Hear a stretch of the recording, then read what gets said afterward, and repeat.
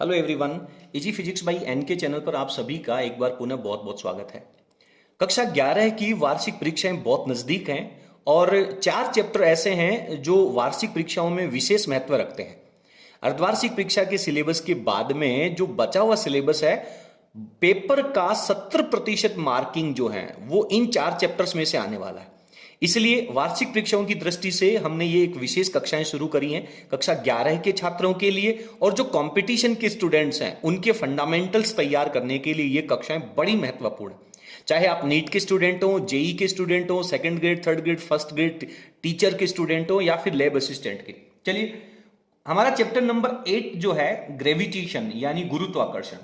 देखिए, प्रकृति के अंदर इस पूरे ब्रह्मांड में पाए जाने वाले कोई भी पार्टिकल, हर एक पिंड दूसरे पिंड को अपनी ओर आकर्षित करता है।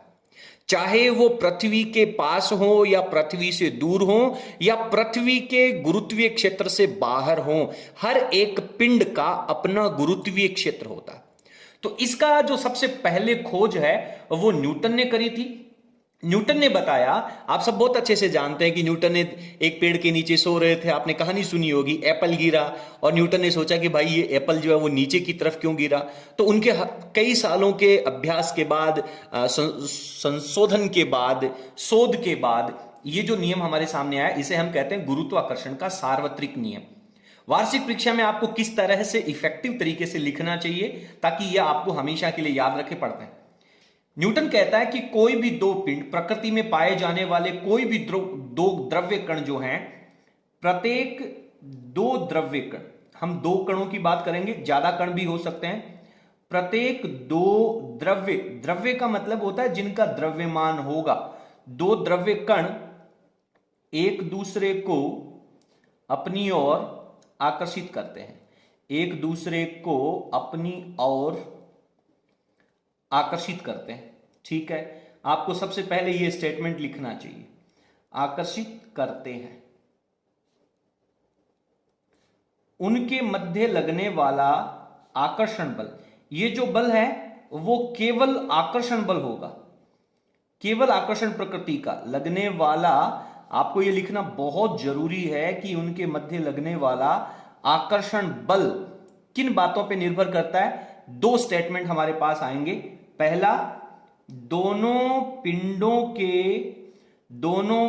जो भी आपने दो पिंड ले रखे हैं, उन दोनों पिंडों के द्रव्यमानों के गुणनफल के समानुपाती। बहुत अच्छे से आप लोगों ने पढ़ा भी होगा, आपके टीचर ने आप लोगों को ये सब चीजें बहुत अच्छे से पढ़ाई भी होंगी। हम केवल इनको इफेक्टिव तरीके से लिखना सिखाते हैं। दोनों पिंडों के मध्य लगने वाला जो आकर्षण बल है वो इन दोनों पिंडों के द्रव्यमान m1 और m2 दोनों के गुणनफल के समानुपाती होता है। दूसरा स्टेटमेंट क्या कहता है, दोनों पिंडों के बीच की दूरी, जो दो पिंड आपने ले रखे हैं उनके बीच की दूरी या मध्य की दूरी कह सकते हैं, दोनों पिंडों के मध्य की दूरी। अब आप दूरी को r भी लिख सकते हैं, d से भी लिख सकते हैं। r के वर्ग स्क्वायर करना बहुत जरूरी है, r स्क्वायर के व्युत्क्रमानुपाती।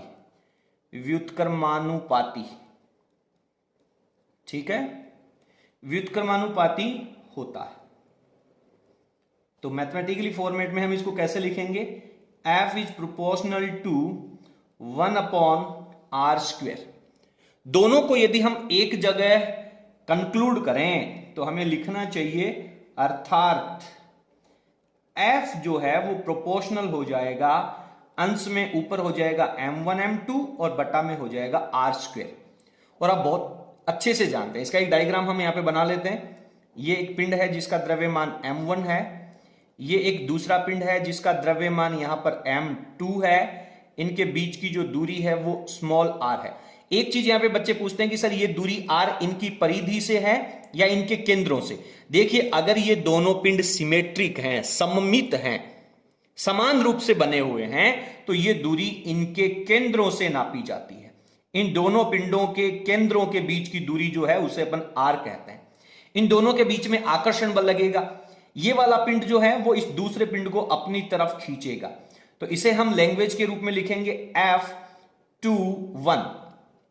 2 का मतलब है दूसरे पिंड के ऊपर पहले पिंड की वजह से लगने वाला बल, और इस पहले पिंड को भी ये दूसरा पिंड अपनी ओर आकर्षित करेगा।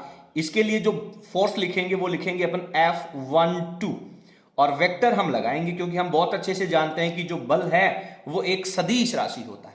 तो यदि अपन इन दोनों को एक साथ कंक्लूड करें तो यहां पे जब समानुपाती का चिन्ह हटेगा तो F इज इक्वल्स टू एक कांस्टेंट लगेगा जिसे अपन G लिखेंगे M1 M2 अपॉन R का स्क्वायर। मैथमेटिकली फॉर्मेट आपके पास ही आ जाता है। आपके पास दोनों पिंडों के द्रव्यमान है, उनका गुणनफल करेंगे, उनके बीच की दूरी है उसका वर्ग करेंगे और व्युत्क्रमानुपाती लगा देंगे। अब कोई भी नई संख्या या कोई नया व्यक्ति हमारे बीच में आता है उसका परिचय करवाना हमारी जिम्मेदारी है। तो यहां पर जहां G क्या है, ये समानुपाती नियतांक है, इसे अपन कहते हैं गुरुत्वाकर्षण ग्रेविटेशनल बल नियतांक, फोर्स कांस्टेंट बल नियतांक कहते हैं। और इस G की जो वैल्यू होती है वो 6.67 इंटू 10 की पावर -11 है। आप साइंस के स्टूडेंट हैं तो आपको पता भी होगा कि सर इस भौतिक राशि का मात्रक भी लगेगा। तो जब हम G का मात्रक निकाल लेते हैं, याद करने की जरूरत नहीं है, तो सर दूसरी तरफ बल है, बट्टा में जो R स्क्वायर यानी इसका मात्रक मीटर स्क्वायर होगा वो गुणा में चला जाएगा, और M1 और M2 दोनों पिंड हैं जिनके द्रव्यमान किलोग्राम में हम लिखेंगे, तो kilogram into kilogram, kilogram square हो जाएगा, वो इसके डिवाइड में चला जाएगा। तो मात्रक लग जाएगा sir newton metre square upon kg square. Clear है? तो ये इसका मात्रक हो जाएगा। चलिए आगे बढ़ते हैं। आप एक बार स्क्रीन को पॉज करके और इसका स्क्रीनशॉट ले लें, फिर अपने नोट्स में लिख लेना। अब कक्षा 11 में हम सब बहुत अच्छे से जानते हैं कि सर वीमा जो है वो भी हमारे लिए बड़ा महत्वपूर्ण है। तो यदि हम G की वीमा निकालना चाहें, G की वीमा, मैं आपको बता दूं कि कक्षा 12 में वीमा निकालने का या सीखने का आपको समय नहीं मिलेगा। कक्षा 11 में ही आपको विमाएं निकालना सीखना चाहिए। तो G की जब हम विमा निकालेंगे तो आगे मात्रक हमारे पास न्यूटन है, बल है, बल की विमा होती है सर M1 L1 T-2। उसके आगे मीटर स्क्वायर है तो मीटर की विमा होती है L2, और बटा में हमारे पास किलोग्राम है। मास जो है इसको अपन M से लिखते हैं तो M का स्क्वायर हो जाएगा। M स्क्वायर को जब अपन ऊपर लेकर के जाएंगे तो ये -2 होगा। M1 ऑलरेडी हमारे पास है तो M की वैल्यू -1 हो जाएगी, L की वैल्यू 3 हो जाएगी और T की वैल्यू आपके पास -2 आ जाएगी। तो ये आपके पास G की विमा आ जाती है। तो 2 नंबर के प्रश्न में आपसे ये बात बहुत अच्छे तरीके से पूछी जा सकती है कि गुरुत्वाकर्षण का सार्वत्रिक बल नियम लिखिए। उम्मीद करता हूं कि आपको ये जो नियम है वो बहुत अच्छे तरीके से समझ में आ गया होगा। फटाफट अपन इसके ऊपर आधारित एक न्यूमेरिकल पढ़ लेते हैं, फिर आगे बढ़ते हैं। एक एग्जाम्पल में यहां पे लिखता हूं कि 2 पिंड हैं जिनका द्रव्यमान क्रमशः, तो M1 की वैल्यू हम लिख लेते हैं सर, मान लीजिए 40 किलोग्राम है। एक दूसरा पिंड है उसका द्रव्यमान M2 से लिख लेते हैं और इसकी वैल्यू हम लिख लेते हैं 80 किलोग्राम है। और ये दोनों पिंड एक दूसरे से 10 मीटर की दूरी पर रखे हुए हैं। कितनी दूरी पर? 10 मीटर की दूरी पर। सवाल कह रहा है कि इन दोनों पिंडों के बीच में लगने वाला गुरुत्वाकर्षण बल ज्ञात कीजिए, और ग्रेविटेशनल कांस्टेंट जो है उसकी वैल्यू आपको याद रखनी है 6.67 इंटू 10 की पावर -11। मात्रक के बिना तो ये राशियां अधूरी हैं, newton metre square upon kilogram square. चलिए सॉल्यूशन कर लेते हैं। आप एक बार वीडियो की स्क्रीन को पॉज कर दें और पहले इस सवाल को सॉल्व करने का प्रयास करें और फिर आप हमारे उत्तर के साथ इसको मैच कर लें। आपको पता है कि सर F की वैल्यू निकालनी है तो हमारे पास कांस्टेंट लगेगा G M1 M2 upon R square. G की वैल्यू लिख लेते हैं अपन 6.67 10 की पावर -11। M दे रखा है 40 kg, M2 दे रखा है 80 किलोग्राम और बट्टा में दूरी दे रखी है 10 मीटर और हमें इसका स्क्वायर करना है तो ये स्क्वायर हो जाएगा। दोनों जीरो इन जीरो से कैंसिल आउट हो जाएंगे।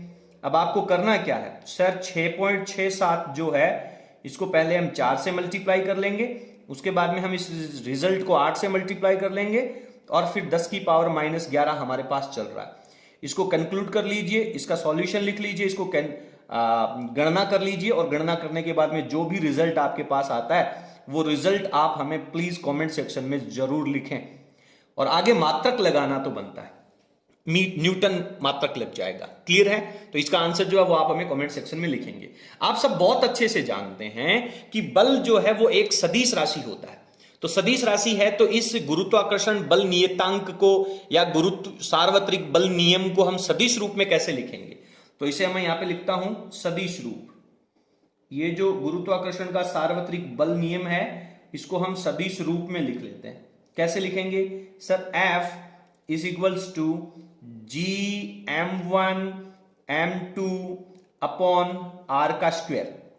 सर जब हम यहां पे वेक्टर लगाएंगे तो हमारे पास यहां पर भी दिशा को प्रदर्शित करने वाला कोई संख्या होनी चाहिए।